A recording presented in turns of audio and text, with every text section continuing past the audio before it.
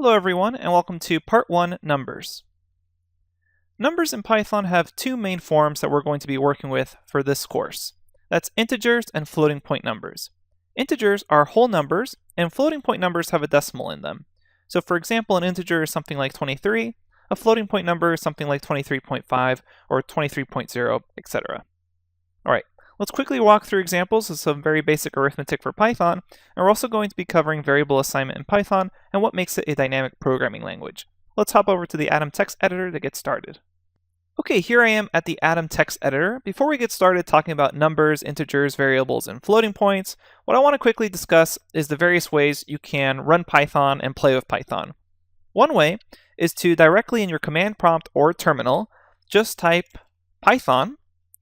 And if you've downloaded Anaconda, it should be set to the path, so you immediately see Python here. And you can directly type Python now into your command prompt or terminal, which means I can do something like this. I can say print, parentheses, and in quotes, hello world, hit enter, and I get the output hello world. So that's just the basic hello world with Python. Or I can type 2 plus 1, and since this is in the terminal or command prompt, if I hit enter, it directly gives me an output.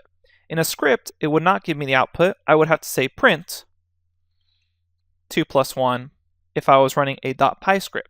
So let's show you how you can run a .py script. To exit out of this, you can just type quit, open and close parentheses, and now you've quit.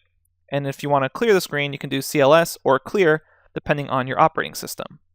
All right, so to actually run a script, what you need to know is the current file path you are in. So you can type pwd if you're on a Mac or Linux, or for a Windows computer, you should be able to just see it directly to your left, the entire file path. If you're unsure, you can always type cd, hit enter, and it outputs the file path right here. You'll notice that on my command prompt, I have something here in parentheses saying my Django env.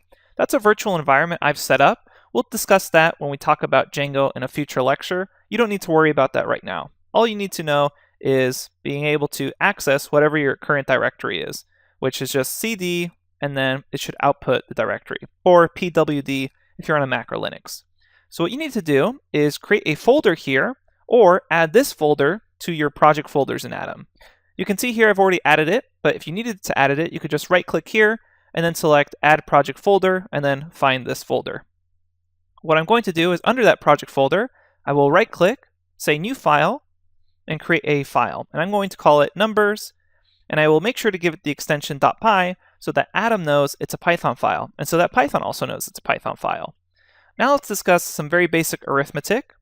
For basic arithmetic, addition is just 2 plus 1, and I can zoom in here a little bit so we can see it clearly.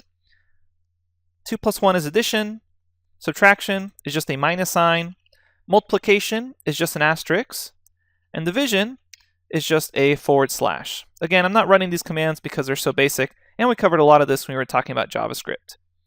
For actual powers, that is something like 2 to the power of 5, you just have two sets of asterisks. So this right here is 2 to the power of 5. And if you wanted to, you could also do roots this way. So maybe I want the square root of something. I can do 4 to the power of 0.5. That's the same as the square root.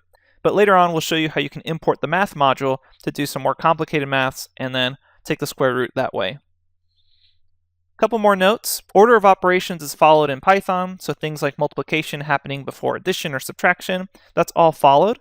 So if I were to say something like 2 plus 10 times 10 plus 3. Let's print this whole thing out and see what we get.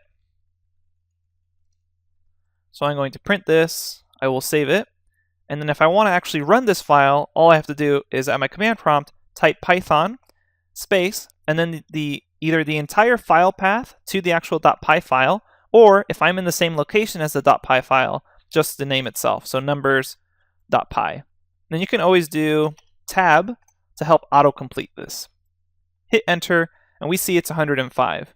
For order of operations, though, if I wanted to affect this, I can always use parentheses. So let's say I want the actual addition to happen first. So I want 2 plus 10 to happen first before 10 and 10 get multiplied. Then I can just add sets of parentheses there to make sure that happens. So if I run this again, hit up on my arrow key, now I get 156. So a little bit different, and you can just use parentheses to specify the order of operations. Okay, now let's talk about variable assignment with Python. Python is a dynamic programming language, meaning you don't need to declare what a variable type is going to be before you actually just do the assignment. So Python variable assignment is very simple. All you have to do is choose the name of your variable, for instance, a, set it equal to whatever you want it to be, for instance, the number 5. And all those tabs that were popping up, that's just Atom AutoHelp there that we downloaded one of the plugins. Don't worry about that. You can just continue on without it. Later on, when we work with functions and object-oriented programming, it's going to be really useful, but for right now, you can just ignore it. If I want to see the output of this, I can just say print a. Let's save that, run our script, which is python numbers.py, and here we see the output 5. I can then also add objects together. So for instance, a plus a, save it, run this, and I get 10 out. Python also supports reassignment, meaning I could do something like a is equal to a times 5, and then I could say print a, and now we would expect it to give out not just 10, but also 25. And if I ever want to make a comment in Python, I just need to do a hashtag and then type whatever comment I want. And as a quick note, by convention, usually you type comments above the code it references or right next to it. Okay, so that's the very basics of variable assignment and comments. There are a couple of rules you need to follow when creating variable names with Python. For one thing, Python variable names cannot start with a number. So you can't say something like 2 dogs is equal to 2 or something. What you would need to do is say 2 dogs is equal to whatever you want. Now keep in mind, usually when you're typing in Python and you have multiple words in your variables, you want to separate them using an underscore. And this is known as snake casing. So you would usually see something like this instead of camel casing, which is common with JavaScript, which would do something like that. And we'll discuss these rules later on when we talk about object-oriented programming. But for right now, just keep in mind, variable names cannot start with a number. They also can't start with certain symbols, and these symbols are in your notes, but it's usually pretty obvious stuff. Anything that's shift on a number, so you can't start it with basically any of these symbols right here, otherwise it'll mess up the variable name. Okay, now let's walk through a very quick example of using object names for variable assignment. I'm going to do a very simple example with my income equal to 100. We'll say my tax rate is equal to 0.1. My taxes is then equal to my income, and we can see here I'm being helped out, multiplied by tax rate. And then I'm going to print my taxes. We'll save that, see what we get when we run the script. I get 10.0. So notice I'm getting a floating point number.